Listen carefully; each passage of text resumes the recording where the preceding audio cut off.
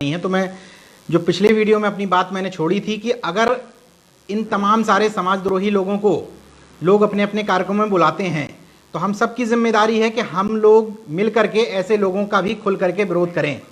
Facebook पर appeal करें, लोगों से विरोध दर्ज कराएं और कहें कि इस तरह के लोगों को जिन्होंने समाज के लिए कोई काम नहीं किए उनको इस तरीके के सामाजिक कार्यक्रमों में बुलाना किसी भी तरीके से उचित कदम नहीं है। और मैं पहले भी आप लोगों से अपील कर रहा था इसी वीडियो में कि हम सब लोगों को अपने अपने व्यक्तिगत जातिवाद से बाहर निकलना पड़ेगा। व्यक्तिगत जातिवाद का मतलब ये कि जब हमारे साथ अत्याचार होता है यादव समाज के लोगों के साथ, कुर्मी समाज के लोगों के साथ, तो हम मनुवाद का रोना रोते हैं, लेकिन जब हम लोग खुद किसी दलित या पिछड़े वर्ग के व्यक्ति के साथ इस तरह की घटना को अंजाम देते हैं जिसमें गांव स्तर पर हमारा बड़ा एक श्रेष्ठता बोध हमें होता है, तो हम उस समय इस तमाम सारी बातों को पीछे छोड़ देते हैं। इसलिए मेरा अनुरोध है कि अगर हम इस पूरी सीढ़ी को तोड़ना चाहते हैं तो पूरी सीढ़ी ऊपर से नीचे तक तोड़ें। हम जब किसी वर्ण से लड़ाई लड़ रहे होते हैं, तथाकथित जिन जातियों को हम लोग सामंती कहते हैं, ब्राह्मणवादी कहते हैं, वो एक वर्ण से आती हैं, लेकिन उनके खिलाफ जब हम लड़ाई लड़ रहे होते हैं तो हम जाति से लड़ाई लड़ते हैं, जबकि वर्ण मनुस्मृति का शब्द है, वर्ग संविधान प्रदत्त व्यवस्था है। तो हमें मनुस्मृति के वर्ण के खिलाफ संविधान द्वारा दिए हुए वर्ग से लड़ाई लड़नी है। मतलब कि ये कि अगर आप अपनी अपनी जाति को लेकर के जाति के झंडे ढोते रहेंगे, जाति के संगठनों द्वारा लड़ाई लड़ेंगे, तो ये लड़ाई मुकम्मल तौर पर नहीं आगे बढ़ सकती, क्योंकि सत्ताएं तो बदलती रहीं लेकिन लड़ाई जहां की तहां रही और तथाकथित कुछ जातियों के लोग ही तमाम सत्ताओं में कब्जा जमा करके बैठे रहे। बहुत विशेष कोई बदलाव नहीं आया। नौकरियों में से लेकर के, ब्यूरोक्रेसी से लेकर के, जुडिशरी लेवल पर भी इन्हीं लोगों का बोलबाला रहा। तो यानी कि उसमें कोई विशेष तौर पर बदलाव नहीं आया। इसलिए नेशनल जनमत ये अनुरोध करता है कि हम आपको यूनिटी दिखानी होगी।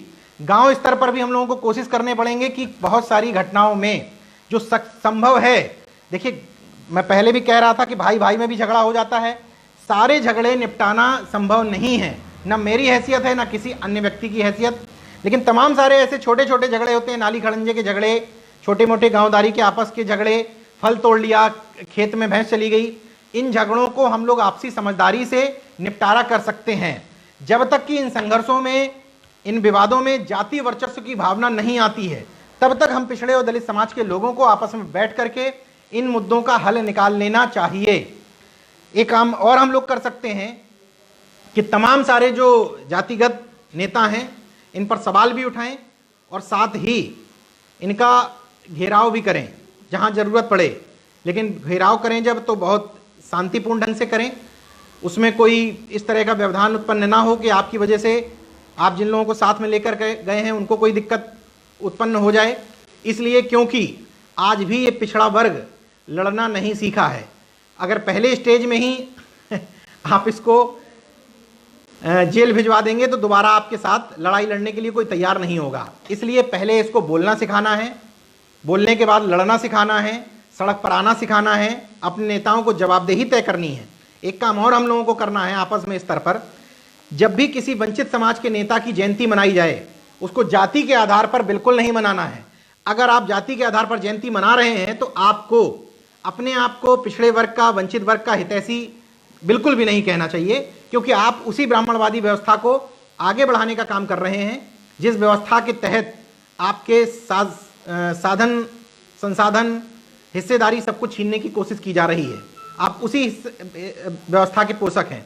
इसलिए अगर आपको ऐसा लगता है कि हम यूनिटी बढ़ाने के लिए काम कर रहे हैं तो पहला काम बिना पैसे का काम है, मुफ्त का काम है, कहीं आप झंझट भी नहीं लेना है, कहीं सड़क पर भी नहीं उतरना है। जिस भी महापुरुष की, वंचित तबके के महापुरुष की जयंती मना रहे हैं उसको जाति के आधार पर मनाना बंद कर देना है। सरदार पटेल की जयंती मनाई जा रही है कहीं पर भी, शायद ही कोई ऐसी जगह होगी जहां कुर्मी समाज उस जयंती को जाति के आधार पर न मना करके वर्ग के आधार पर मनाता हो। उसमें मंचों पर केवल कुर्मी जाति के लोग बुलाए जाते हैं, कुर्मी जाति के वक्ता बुलाए जाते हैं, कुर्मी जाति के नेता बुलाए जाते हैं जो कभी कुर्मी जाति का काम नहीं करते हैं। इसलिए इन जयंतियों को जाति से वर्ग की तरफ बढ़ा लें। यादव महापुरुष की अगर किसी की जयंती मनाई जा रही है, बीपी मंडल की जयंती मनाई जा रही है, तो यादव समाज क्यों मनाएगा? बीपी मंडल ने मंडल कमीशन सबको दिया था, सारे लोग मिलकर के उसको जयंती को मनाएं। महामना रामस्वरूप वर्मा की जब जयंती मनाई जाएगी तो जाति के आधार पर नहीं मननी चाहिए। बाबू जगदेव प्रसाद कुशवाहा की जब जयंती मनाई जाएगी तो यादव समाज मनाया जाएगा। पेरियार ललई यादव की जयंती मनेगी तो कुर्मी समाज मनाएगा। इसी तरीके से संतराम बीए की जयंती मनेगी तो प्रजापति समाज का मुख्य अतिथि उसमें नहीं होगा, अन्य समाजों के व्यक्ति मनाएंगे। निषाद समाज के किसी महापुरुष की जयंती मनेगी तो उसमें निषाद समाज का व्यक्ति मुख्य अतिथि नहीं होगा। कुल मिलाकर के मेरा कहने का मतलब यह है कि बाबा साहब की जयंती में जरूरी नहीं है कि हम ढूंढ करके लाएं कि किसी दलित समाज और उसमें भी जाटो समाज या महार समाज का कोई व्यक्ति मुख्य अतिथि होगा। उसमें मुख्य अतिथि बनाना है तो धोबी समाज के व्यक्ति को बनाइए, उसमें मुख्य अतिथि बनाना है तो अन्य जातियों के व्यक्ति लोगों को बनाइए। कुल मिलाकर के ये जो क्रॉस मामला है, इसका मतलब अगर मूर्तियां भी, पहले तो स्पष्ट समझ लीजिए, नेशनल जनमत किसी की भी, मतलब किसी की भी मूर्ति लगाने का पक्षधर नहीं है। मूर्तियां और प्रतिमाओं लगा करके हम लोगों ने अपने महापुरुषों के साथ छलावा किया है, धोखा किया है। उनकी मूर्तियों पर माला चढ़ाई है, लॉकेट लगा ली हैं, फोटो लगा ली हैं। जैसे आप देख रहे हैं ये फोटो कार्यक्रमों में मिली हैं, लेकिन मैं फोटो नहीं लगाता हूं, उनके विचारों को आत्मसात भी करता हूं, अंगीकार भी करता हूं, पूरी ठोक करके लड़ाई भी लड़ता हूं, लोगों को जागरूक भी करता हूं। मैं केवल दिखावे के लिए काम नहीं करता हूं, उस चीज को सुबह से शाम तक जीता हूं। इसलिए मैं पूरी गंभीरता के साथ और रंगबाजी के साथ ये बात कह सकता हूं कि केवल इस तरीके से फोटो लगा लेने से, घर में टांग लेने से, किसी का लॉकेट लटका लेने से, जय भीम बोल देने से, नमो बुद्धाय बोल देने से, जय अर्जक बोल देने से कोई सामाजिक क्रांति नहीं आती। आपको अपने घर परिवार में उन चीज़ों को लाना पड़ेगा। सबसे पहले महापुरुषों की जयंतियों में आपको बदलाव करना पड़ेगा। तो मान लीजिए, पहले तो मैं मूर्ति लगाने का पक्षधर नहीं हूँ, मान लीजिए आपने मूर्ति लगाई, हर चीज़ का विरोध नहीं किया जा सकता, मान लो लगाई, तो कम से कम कोशिश करें कि जिस जाति के महापुरुष की जयंती मूर्ति लग रही हो, उस जाति का व्यक्ति उसमें मुख्य अतिथि ना हो। क्रॉस कर दीजिए, बदल दीजिए। जिस जाति के व्यक्ति की मूर्ति की बात चल रही हो, दूसरी जाति का व्यक्ति मुख्य अतिथि बना दीजिए। ये बहुत छोटे छोटे काम हैं। वो तो बहुत बात की बात आएगी कि हम एक दूसरे की जातियों में शादी करने लगेंगे, वर्गों में शादियाँ शुरू होंगी, वर्गों से वंचित वर्गों में शादियाँ शुरू होंगी, फिर अन्य धर्मों की सब बात की हो गई। पहले तो हम अपने वर्गों में ही जिन जातियों को, जिन लोगों को अपने समानांतर मानने की कोशिश करते हैं, वहाँ तो शुरू करो। जातिवाद का कीड़ा इस तरीके से घुसा हुआ है कि जब तक हम लोग शादियों के विज्ञापन केवल जाति के आधार पर देते रहेंगे, कुर्मी लड़का लड़की चाहिए तो जाति के आधार पर विज्ञापन, यादव चाहिए, मौर्य चाहिए, यही एक व्यवस्था है जो आज भी वर्णवाद को, जातिवाद को पूरी तरीके से मजबूत रखे हुए है। इसलिए हम लोगों की जिम्मेदारी है कि हम पहले स्टेप से शुरू करें, महापुरुषों की जयंतियों में जातिवाद ना देखें। अगर हम किसी कुर्सी पर बैठे हुए हैं और संभव है, जैसे नेशनल जनमत के संपादक की हैसियत से संभव है कि मैं पिछड़े दलित वर्ग के लोगों के साथ आवाज़ उठा करके न्याय कर सकूं, मेरी कोशिश होनी चाहिए कि मैं ये कर सकूं। इस कुर्सी पर बैठे होने के नाते मुझे केवल एक जाति के लोगों ने आगे नहीं बढ़ाया है, पूरी जिम्मेदारी के साथ बोल रहा हूं। पूरे वंचित वर्ग के तबके का योगदान है, अल्पसंख्यकों का योगदान है मुझे आगे बढ़ाने में। तो मेरी जिम्मेदारी होती है कि अगर किसी बैकवर्ड के व्यक्ति की लड़ाई किसी दलित वर्ग के व्यक्ति के साथ होती है, उसमें बैकवर्ड का व्यक्ति गलत है तो मैं खोल करके बोलूं और बताऊं कि हाँ, यहाँ पर तुम गलत हो। अगर जिस जाति से मैं आता हूं, चूंकि जन्म लिया है, जाति एक सच्चाई है, अगर उस जाति का व्यक्ति गलत करता है किसी पिछड़े वर्ग के ही किसी अन्य जाति के साथ या दलित वर्ग की किसी अन्य जाति के साथ, हम तब जातिवाद से बाहर निकलेंगे जब खुल करके बोल सकें कि हाँ, तुमने यहाँ पर गलत किया है। तभी सही अर्थों में हम जातिवाद से बाहर निकल पाएंगे। एक और हम लोगों की जिम्मेदारी है कि हम लोग, मैं पहले भी अपील की मैंने कि नेताओं का काम जाति के आधार पर न तौलें। कोई भी वंचित तबके का, पिछड़े तबके का नेता अगर अच्छा काम कर रहा है, उसकी मुक्त कंठ से प्रशंसा करें, क्योंकि जातियों के नेताओं को ये पता है कि जातियों में कंपटीशन खत्म हो गया है। अखिलेश यादव क्यों मेहनत करें, क्या कंपटीशन है? यादव समाज का कौन व्यक्ति उनको कंपटीशन दे रहा है? कंपटीशन की कोई भावना ही नहीं है। ऐसी स्थिति में लोगों ने काम करने बंद कर दिए हैं, घरों से निकलना बंद कर दिए हैं। मैक्सिमम तो यादव जाति के लोगों को तकलीफ नहीं है अखिलेश यादव से, क्योंकि उनको पता है विकल्प यही है, अखिलेश जी आएंगे, हमें कुछ लोगों को ट्रांसफर पोस्टिंग अच्छी मिल जाएगी, कुछ लोगों को ठेके पट्टे अच्छे मिल जाएंगे, कुछ लोगों की पोकलैंड मशीन चल जाएंगी। ये अस्थायी सॉल्यूशन है। इन सब चीज़ों से ये जो सामाजिक ढांचा है ये नहीं टूटेगा। सामाजिक ढांचा तब टूटेगा जब आप अपने नेताओं पर हमले करेंगे, सवाल उठाएंगे और उनमें बदलाव करेंगे। नेता किसी को भी माने रहिए, अनुप्रिया को मानिए, अखिलेश को मानिए, स्वतंत्र देव सिंह को मानिए, नरेश उत्तम को मानिए, बाबू सिंह कुशवाहा को मानिए, ओम प्रकाश राजभर को मानिए, किसी को भी मानिए, केशव प्रसाद मौर्य को मान लीजिए, स्वामी प्रसाद मौर्य को मान लीजिए, मायावती को मानिए, चंद्रशेखर रावण को मानिए, सावित्रीबाई फूले को मानिए, उदित राज जी को मानिए, कोई आपत्ति नहीं। उन नेताओं से काम तो करवाइए। लेकिन हम लोग उन नेताओं की गुलामी में इस हद तक डूब जाते हैं कि हमने नेताओं पर सवाल उठाने बंद कर दिए। हम इसमें खुश हैं, तमाम नेताओं के चमचे उनके 4-4 पत्रों को लेकर के डोलते हैं सोशल मीडिया पर, कहते हैं नेताजी ने बहुत काम कर दिया, बहुत सवाल उठा दिए। तमाम सारे नेताओं के चमचे उनके ट्विटर हैंडल्स को शेयर करते हैं, कहते हैं देखिए उस घटना पर सवाल उठा दिया। यही वजह है कि इन नेताओं के चमचे संतुष्ट हैं और वो कहते हैं कि हम संतुष्ट हैं तो समाज संतुष्ट है, जबकि समाज असंतुष्ट है। उसी असंतुष्टता के चक्कर में तमाम जगह पर ये मनुवादी ताकतें मजबूत हो रही हैं और पूरी तौर पर सत्ता पर आकर के काबिज हो करके आप लोगों के हितों पर कुठाराघात कर रही हैं। इसलिए अगर ज़रूरी है कि आप इन लोगों का आर्थिक ढांचा तोड़ना चाहते हैं, जो आपके खिलाफ, आपके संविधान के खिलाफ लड़ाई लड़ रहे हैं, तो आपको पाखंड अंधविश्वास में 1 रुपये भी खर्चा नहीं करना चाहिए। आप शादी बढ़वाने के लिए पैसा देते हैं, गाड़ी खरीद के लाते हैं तो पैसा देते हैं, अन्य तमाम सारी चीज़ों के लिए पैसा देते हैं। इससे किसका आर्थिक ढांचा मजबूत करते हैं? उन लोगों का जो आपके आरक्षण के खिलाफ लड़ाई लड़ते हैं, आपके आरक्षण के खिलाफ एक तरीके से फतवा जारी करते हैं। उन्हीं लोगों को आप लोग पैसे दे देकर मजबूत करते हैं। कम से कम पाखंड और अंधविश्वास के विरोध में हम ये मुहिम चला सकते हैं कि हम बच्चों के नामकरण से लेकर शादी पढ़वाने से लेकर कोई अन्य काम किसी विशेष जाति वर्ग के लोगों से नहीं करेंगे, जो हमें नीचा दिखाते हैं, जो हमारे घर पे पानी नहीं पीते, हमारे घर पे खाना खाना पसंद नहीं करते हैं, जो किसी के घर में कहते हैं हम तुम्हारे यहाँ कच्चा खाना खाते हैं, तुम्हारे यहाँ पक्का खाना खाते हैं, किसी के यहाँ पानी पी लेते हैं, किसी को छू लेते हैं, मतलब सबकी एक कैटेगरी सेट किए होते हैं और हम इसी में खुश होते हैं कि हमारे यहाँ तो खाना खा लेते हैं, उनके यहाँ तो पानी भी नहीं पीते हैं। लेकिन ये नहीं सोचते हो कि वो तुम्हें नीचता का बोध करा रहे हैं, वो तुम्हें बताने की कोशिश कर रहे हैं कि तुम भी हमारी नज़र में नीचे ही हो। इसलिए इन लोगों का आर्थिक ढांचा भी तोड़ने की ज़रूरत है। पाखंड और अंधविश्वास के विरोध में खड़े होने की ज़रूरत इसलिए है। नेशनल जनमत एक बात और मानता है, बहुत सारे लोग इस बात से इत्तेफाक नहीं रखते कि हमें किसी भी का मतलब किसी भी महापुरुष की जयंती में दीपक जलाने की बिल्कुल ज़रूरत नहीं है। एक परंपरा शुरू हो गई है। नरेंद्र मोदी लोगों से अपील करते हैं कि बत्ती बुझाइए, दीपक जलाइए।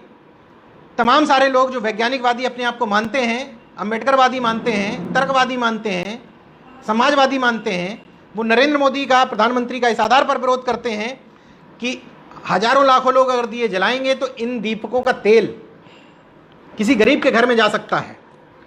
तो अंबेडकर जयंती पर जो लोग अपील करते हैं दीपक जलाने की, या साहू जी महाराज की जयंती को जो लोग सामाजिक समरसता दिवस के रूप में मनाने की घोषणा करके दीपक जलाने की अपील करते हैं, शिवाजी की जयंती पर जो अपील करते हैं, बीपी मंडल की जयंती पर जो लोग अपील करते हैं, देखिए पाखंड की काट पाखंड नहीं हो सकती, ब्राह्मणवाद की काट नव ब्राह्मणवाद नहीं हो सकती।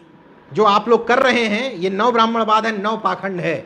आप पाखंड को पाखंड से काटना चाहते हैं, संभव नहीं है। इसलिए क्योंकि जब आपने लोगों को ये सिखाया कि दीपक जलाने की काट दीपक जलाना है, तो उनने क्या सीखा? तमाम सारी दलित बस्तियों में जो अपने आप को अम्बेडकरवादी कहते हैं, उन बस्तियों में प्रधानमंत्री नरेंद्र मोदी के कहने पर भी दीपक जले, बाबा साहब भीमराव अम्बेडकर की जयंती पर भी दीपक जले, तीसरा कोई आ जाएगा वो भी उनसे दीपक जलवा लेगा। इसलिए क्योंकि वो लोग जिनके अनुयायी हैं, जिन संगठनों से जुड़े हुए हैं, उन लोगों ने चंदा लेने की वजह से उनको कभी ठीक नहीं सिखाया कि अगर हम इनको सही बात बताएंगे तो ये लोग चंदा नहीं देंगे। उन लोगों को ये नहीं बताया कि हमें स्वर्गीय शब्द यूज नहीं करना है। बाबा साहब महामना रामस्वरूप वर्मा, पेरियार ललई को मानने वाले या रामास्वामी पेरियार नायकर को मानने वाले लोग अगर स्वर्गीय शब्द का इस्तेमाल करेंगे तो आप बताइए विचारधारा कहाँ रह गई? स्वर्ग और नरक पे अगर आपको भरोसा है तो इसका मतलब आपको पाखंड पे भी भरोसा है। आपको इस बात का कहने का बिल्कुल अधिकार नहीं है कि मैं पाखंड के विरोध में हूँ। इसलिए क्योंकि बुद्ध परंपरा से जुड़े हुए लोग बोधि शब्द का इस्तेमाल करते हैं, आप यस्काई शब्द का इस्तेमाल कर सकते हैं, लेकिन अगर आप स्वर्गीय शब्द का इस्तेमाल करते हैं तो निश्चित तौर पर यह बात जाहिर हो जाती है कि आप स्वर्ग और नरक के खेल में विश्वास रखते हैं। कोई ये कहना चाहता है कि मेरे घर का कोई व्यक्ति नरक में चला गया है। इसलिए मैं अपील करता हूं कि बहुत छोटी छोटी चीज़ें हैं, लेकिन हमें इनमें बदलाव करना पड़ेगा। पुण्यतिथि शब्द का इस्तेमाल बिल्कुल ना करें, क्योंकि आप पाप पुण्य के फेर में इसका मतलब फंस रहे हैं। आपको स्मृति दिवस शब्द का उपयोग करना पड़ेगा। आपको जो हाथों में आप गुलामी के लाल धागे का पहनते हैं, उनको पूरे तर्कों के साथ काटना पड़ेगा, हटाना पड़ेगा। ये बताना पड़ेगा कि हम तुम्हारी जमात में, तुम्हारे गुलामों की लिस्ट में शामिल नहीं हैं। इस पाखंडवादी व्यवस्था को मैं सबसे उम्मीद नहीं करता हूँ। सारे लोग, ये बहुत अंतिम की डोज है, सारे लोग जरूरी नहीं कि इस तौर पर कर पाएँ, तो कम से कम एक तो शुरुआत कर सकते हैं कि घर से उनका आर्थिक ढांचा तोड़ें, उनको किसी भी तरीके से 1 रुपए से भी आर्थिक रूप से संपन्न ना करें, क्योंकि लॉकडाउन के समय में आपको पता चल चुका है कि तमाम सारे धार्मिक स्थलों में जो आप पैसा पहुंचाते हैं उससे किसका पेट पलता है। इसलिए क्योंकि कोई भगवान तो सामने आपसे कहने नहीं आया कि हम भूखों मर रहे हैं, कहने कौन आए? उनके बिचौलिए, उनके मीडिएटर्स, कि हम भूखे मर रहे हैं क्योंकि मंदिर बंद हैं। इसका मतलब कि धर्म के नाम पर खुली हुई दुकानें जब बंद होने लगी तो उससे बिचौलिए, मीडिएटर्स, उनके नाम पर बैठे हुए दलालों की दुकानें बंद हुई, उनकी अड्डेबाजी बंद हुई, तो उनको तकलीफें होना शुरू हो गई। कम से कम लॉकडाउन ने आपको ये प्रेरणा दी है कि विज्ञान सर्वोपरि है। इसलिए नेल्सन जनमत किसी व्यक्ति का, किसी वाद का संबोधन नहीं करता, जय विज्ञान, जय संविधान की बात करता है, क्योंकि हम वैज्ञानिक लोग हैं। विज्ञान के सहारे ये देश चल रहा है और संविधान के सहारे हम लोगों को इंसाफ और न्याय मिल रहा है। हालांकि संविधान की व्याख्या करने वाले लोग इस तरीके से बैठे हुए हैं कि आज भी हमें इंसाफ और न्याय बहुत दूर की कौड़ी लगती है, लेकिन हम इन सारी चीज़ों की कोशिश तो कर ही सकते हैं लड़ने भिड़ने की। और लड़ना भिड़ना संवैधानिक तरीके से है, लोगों को उनके अधिकार बताने हैं। पिछड़ा वर्ग आयोग, संवैधानिक SC/ST आयोग, मानवाधिकार आयोग, महिला आयोग, इन सब की जानकारी करनी है, वहाँ पत्र लिखना है, लेटर भेजना है, गांव स्तर पर अच्छे वकील रखना है ताकि लोगों की तहरीर लिखवाई जा सके। SP को कोई पत्र लिखवाना है, DM को कोई पत्र लिखवाना है, लिखवाया जा सके, उनके बयान में कोई हेरफेर ना कर सके। इस तरह की चीज़ें डेवलप करनी पड़ेगी। केवल नेताओं पर, कुछ समाज सेवियों पर, संगठनों पर सवाल उठाने से काम नहीं चलेगा। जो भी व्यक्ति इस लड़ाई में, मुहिम में शामिल होना चाहता है, उसको खुद से सवाल करना पड़ेगा कि हमने क्या किया, हमने क्या उखाड़ा, हमने क्या मदद की, हमारी क्या भूमिका रही। तब हम इंसाफ के रास्ते पर आगे बढ़ पाएंगे। नेल्सन जनमत रामायण पटेल असिस्टेंट प्रोफेसर हैं इस समय रीवा में। महेंद्र यादव सामाजिक चेतना फाउंडेशन के अध्यक्ष हैं। गजेंद्र पटेल जी बौद्ध फाउंडेशन चलाते हैं, उनके साथ में सत्यवीर गुर्जर जी हैं, छत्रपाल पटेल जी हैं, डॉक्टर RS सिंह पटेल हैं सरदार सेना के राष्ट्रीय अध्यक्ष। इसके अलावा फेसबुक से जुड़े हुए तमाम सारे हमारे मित्र हैं, यादव समाज से आने वाले, मौर्य समाज से आने वाले, दलित समाज से आने वाले, तमाम हमारे शुभचिंतक भाई बंधु हैं। ये मुहिम नेल्सन जनमत की शुरू की हुई बिल्कुल नहीं है जो आज बोल रहे हैं हम लोग। ये मुहिम तमाम सारे साथियों ने शुरू की, हम लोगों ने उसको आगे बढ़ाया है। नेल्सन जनमत कतई ये नहीं मानता कि जो काम हम करें वही एक समाज सेवा है। आप शुरू करिए, हम आपके साथ खड़े हुए ना दिखाई दें तो आप कहिए, लेकिन आप शुरू नहीं करेंगे। आप केवल किसी को किसी का चाटुकार बता देंगे, किसी को किसी का चाटुकार बता देंगे। नेल्सन जनमत पूरा ठोक करके सवाल इसलिए उठाता है क्योंकि हम करते हैं, हम करने का मादा रखते हैं, हम सवाल उठाने का मादा रखते हैं, हम लोगों को, इन लोगों की दुख दर्द तकलीफों में उनके घर तक पहुंचाने का मादा रखते हैं, हम वकीलों को ढूंढने का मादा रखते हैं, हम कोर्ट में केस करवाने का मादा रखते हैं। जितनी हमारी क्षमता है हम लड़ने का मादा रखते हैं, इसलिए हम सवाल उठाते हैं। केवल फेसबुक पर किसी की चमचाई, किसी की गुलामी नहीं करते हैं, हम किसी की दलाली नहीं करते हैं। सिंगल किसी पार्टी के नेता में हैसियत नहीं आंख में आंख मिला करके कह दे कि हमने कभी किसी की दलाली करने के लिए उनके घर पर गए थे, या किसी भी पार्टी का नेता नेल्सन जनमत को पैसे दे रहा है, हम किसी के पैसे से चल रहे हैं। नेल्सन जनमत के पास भाई बहुत हैं, सामाजिक तौर पर लोगों का सहयोग बहुत है। नेल्सन जनमत के ऑफिस में आज अगर CCTV लगे हुए हैं तो ये हमारे सामाजिक भाइयों की बदौलत है। सिंचाई विभाग में पिछड़े वर्ग के तमाम सारे लोगों ने एकजुट होकर के जब देखा कि तमाम मामलों पर धमकियां मिल रही हैं तो उन लोगों ने आपस में पैसे कलेक्ट करके हमारे यहाँ ऑफिस में CCTV लगवाए हैं। सब सामाजिक बंधुओं के सहयोग से होता है। आज जिस गाड़ी से नेल्सन जनमत के संपादक के होने की हैसियत से चलता हूँ, ये भी सामाजिक लोगों की देन है। इसलिए नेल्सन जनमत को तुम लोगों की तरह किन्हीं नेताओं का चाटुकार और किन्हीं का दलाल बनने की ज़रूरत नहीं है। इसलिए हम ठोक करके आवाज़ उठाते हैं, पुरजोर तरीके से उठाते हैं और हमेशा उठाएंगे। नेल्सन जनमत की टैगलाइन भी है कि जुनून है बदल देंगे। ना हमारी किसी से दोस्ती है, ना हमारा किसी से बैर है, लेकिन समाज के दलालों से हमारा बैर है। जाति के नाम पर तुम सीटों को बेचोगे, जाति के नाम पर तुम टिकटों को बेचोगे, जाति के नाम पर तुम दलाली करोगे, जाति के नाम पर तुम पद ले लोगे, चुपचाप बैठ जाओगे, जाति के नाम पर अपने चमचों से अन्य जाति के लोगों को जो काम कर रहे हैं उन पर सवाल उठवाओगे, तो मैं इसी तरीके से तुम्हारी धज्जियां उड़ा दूंगा। और पूरा समाज आज ये जान चुका है, तमाम समाज के जातिगत ठेकेदारों को जो जाति के नाम पर अपनी अपनी दुकानें खोले हुए हैं, ये लोग निश्चित तौर पर समाज के शुभचिंतक नहीं हैं, समाज के द्रोही हैं। ये लोग समाज के छोटे मोटे काम करवा करके अपने निजी स्वार्थ के बड़े बड़े हित साधते हैं, बड़ी बड़ी डीलिंग करते हैं, करोड़ों रुपए हड़प करके बैठ जाते हैं।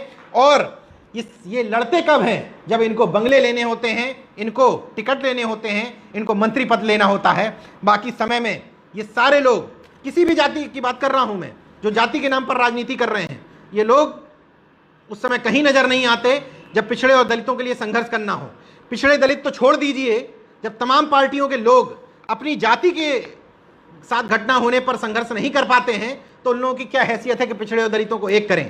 केवल संसद में, विधानसभा में दो चार शब्द बोल देने से, मीडिया के सामने दो चार बाइट दे देने से काम नहीं चलने वाला है। मैं फिर भी कह रहा हूं कि लगातार, चाहे मोदी हो चाहे अमित शाह हो, लगातार कहते हैं कि हम पिछड़े और दलित वर्ग के लोगों के साथ पूरी मुस्तैदी के साथ खड़े हैं। तो क्या खड़े हैं? क्या वो कहते हैं कि आरक्षण का खात्मा हमारे रहते हुए नहीं हो सकता? तो क्या नहीं हो रहा है? क्या हक नहीं मारे जा रहे हैं? क्या एक तरफ पानी पी पी कर ये तमाम सारे लोग मनीवादू पार्टियों को हरियाते हैं, दूसरी तरफ इन जैसे दलालों के सहारे उन्हीं पार्टियों को वोट भी दे देते हैं और मजबूत भी करते हैं। तुम जैसे लोग समाजद्रोही से अलावा और कुछ नहीं हो सकते। नेशनल जनमत फिर से कहता है, किसी का भी मतलब किसी भी पार्टी की तरफ मुंह मत ताकिए। पार्टियों की बात करोगे, यूनिटी नहीं बन पाएगी। किसी पार्टी का एजेंडा है यादव को गाली देना, किसी पार्टी का एजेंडा है कुर्मी को गाली देना, किसी पार्टी का एजेंडा है मौर्य को गाली देना, किसी पार्टी का एजेंडा है जाटवों को गाली देना। इसलिए क्योंकि अगर किसी व्यक्ति की दुकानदारी नहीं चल पा रही है अनुसूचित जाति वर्ग में, तो वो सबसे पहले जाटवों को गाली देगा कि हमें वहां कुछ हासिल नहीं हुआ, इसलिए हमने अपनी अलग दुकान खोल ली। जबकि हकीकत यह है कि दुकान खोलने वालों के निजी स्वार्थ थे। केवल अपनी अलग दुकान खोलना ही एक तरीका नहीं होता है, बहुत सारे तरीके होते हैं समाज सेवा के लिए काम करना। लेकिन उस समय आदमी अपनी जाति की राजनीति करके दूसरे को गलत बताता है और अपनी जाति के सहारे अपनी दुकान खोल करके बैठ जाता है। तमाम सारे ऐसे नेता हैं इन सरकारों में, नजर घुमा के देखेंगे अपने अगल बगल तो इस तरीके के नेता आपको दिखाई दे जाएंगे। प्रतापगढ़ की एक अकेली घटना नहीं है, सहदेव मौर्य की घटना हो, चाहे राकेश मौर्य की घटना हो, और चाहे मैंने जैसे पहले अन्य घटनाओं का जिक्र किया, तमाम सारी घटनाओं में गोरखपुर में दलित बस्ती पर हमला हो जाता है, गोरखपुर के बगल में एक जिला है देवरिया, वहाँ गोंड समाज के लोगों पर हमला हो जाता है। सोनभद्र से एक खबर आती है, वहाँ विश्वकर्मा समाज के एक व्यक्ति पर हमला हो जाता है। तमाम सारी ऐसी घटनाएं हैं जहाँ आगरा में कुशवाहा समाज की बेटी के साथ बलात्कार होता है। लखनऊ जैसी जगह में सोचिए, ऊना कांड चूंकि पूरे देश में प्रचलित हो गया था, लोगों को पता चल गया, यहाँ पर मामूली पंखा चोरी का आरोप लगाते हुए एक लोधी समाज के और दो दलित समाज के लोगों के गले में जूते की माला पहना करके घुमाई जाती है। कहाँ चली जाती है सारी क्रांतिकारिता? केवल फेसबुक पर दिखाने के लिए होती है। सारे लोग सड़क पर नहीं उतर सकते, संभव नहीं है। सारे लोग नौकरी नहीं छोड़ सकते, संभव नहीं है। कुछ तो कर सकते हो। बड़े बड़े आईएएस जो फोन करके बहुत बड़े बड़े ज्ञान देते हैं, वो कम से कम किसी व्यक्ति का पैसे देकर तो सपोर्ट कर सकते हैं। हमेशा एक रोना, हमारी पोस्टिंग अच्छी नहीं है, हमारी पोस्टिंग अच्छी नहीं है। बड़े बड़े महलों में रहने वाले लोग करोड़ों रुपए के घर बनवाए हुए हैं, वो इस बात का रोना रोते हैं कि हमारी पोस्टिंग अच्छी नहीं है। क्या तुम लोगों की ये क्षमता नहीं है कि 2000-5000 रुपए देकर किसी व्यक्ति को आगे बढ़वा दो? कोई व्यक्ति तुम्हारी नज़र में ठीक नहीं होगा। हो सकता है मैं तुम्हारी नज़र में ठीक ना हूं, कोई पत्रकार तो तुम्हारी नज़र में ठीक होगा, कोई सामाजिक संगठन तुम्हारी नज़र में ठीक होगा। इन सारे मुद्दों के लिए लड़ने के लिए वकील भी करने होंगे, इन सारे मुद्दों को लड़ने के लिए लोगों को आना जाना भी होगा। किसी का तो सहयोग करने की परंपरा डालो।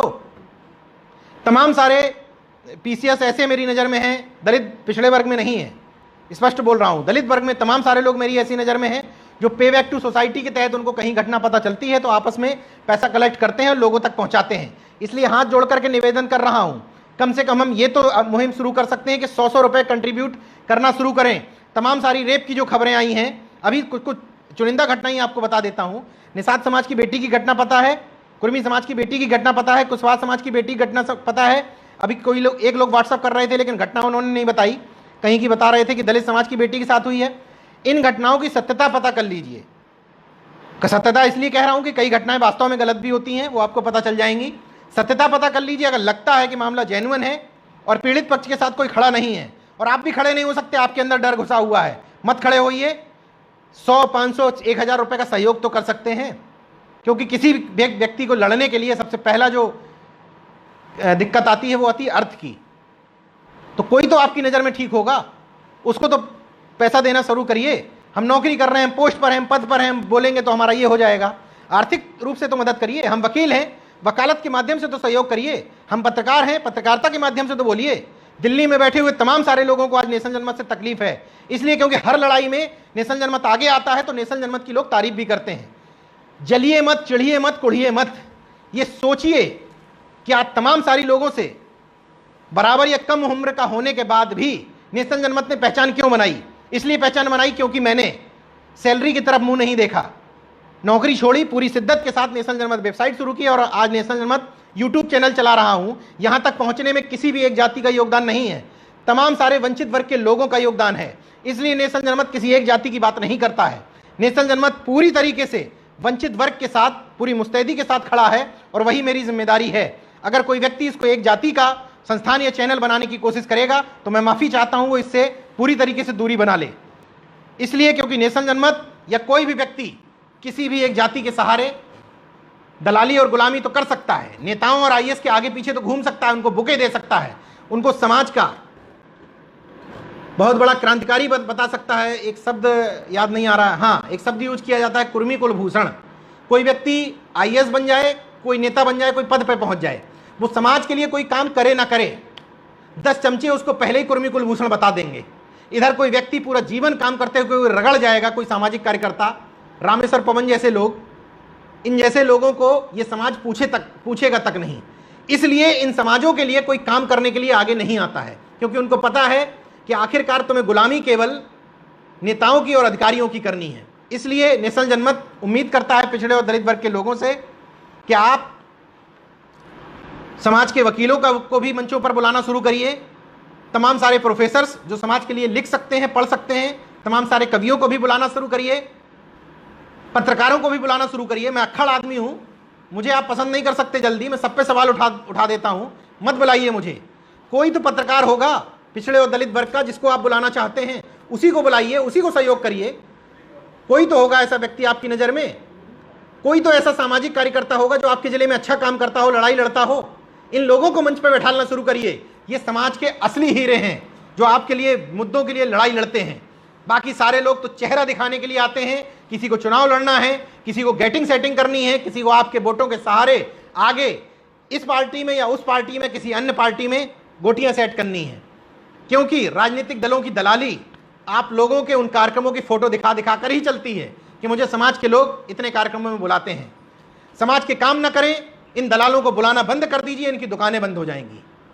और फिर से अपील करता हूं, इन दलालों को, जो दलाल बुलाते हैं उन दलालों पर भी सवाल उठाइए और उनसे पूछिए कि तुम समाज के हितैषी हो या इन दलालों के हितैषी हो।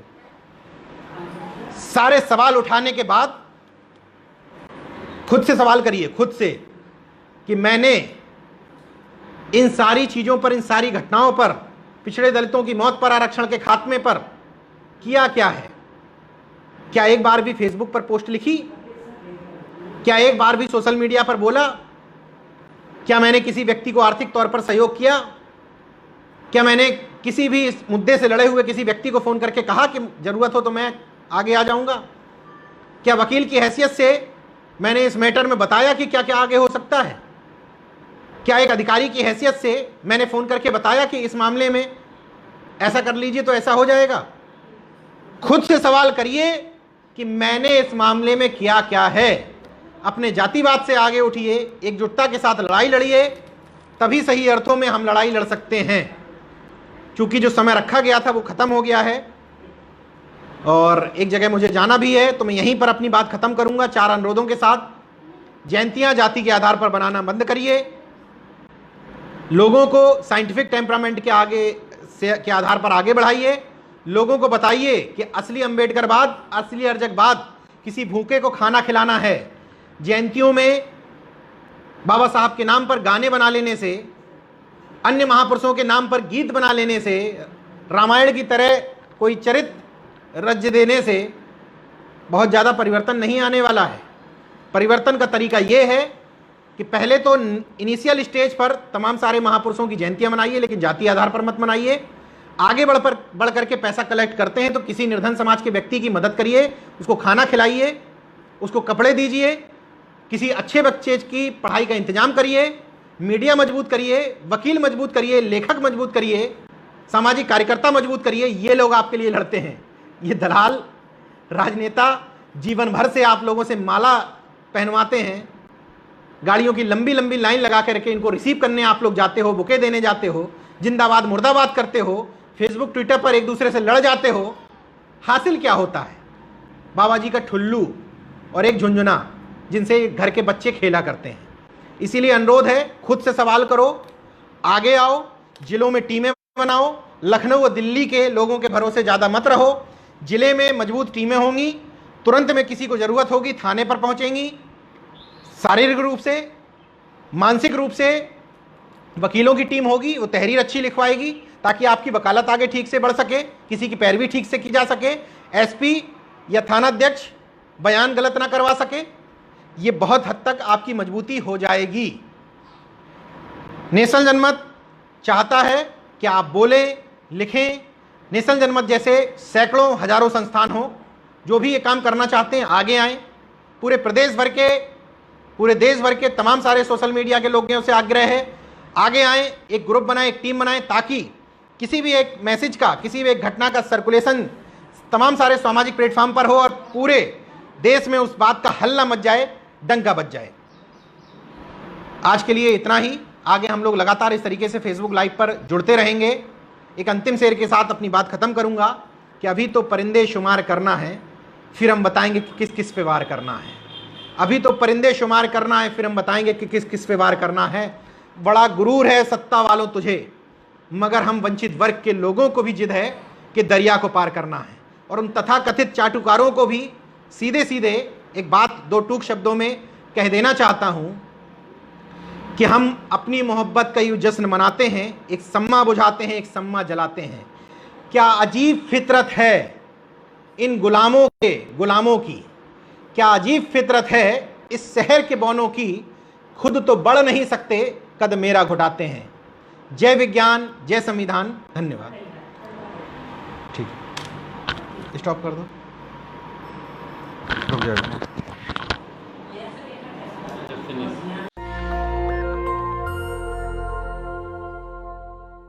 नेशनल दस्तक की आपसे गुजारिश है कि अगर इसको बचाना चाहते हैं तो नेशनल दस्तक को सब्सक्राइब करने के लिए रेड कलर के सब्सक्राइब बटन को दबाएं, फिर बेल आइकन की घंटी दबाएं। नेशनल दस्तक को बचाने के लिए बहुत जरूरी है कि हर खबर को शेयर करें, लाइक करें, कमेंट जरूर करें।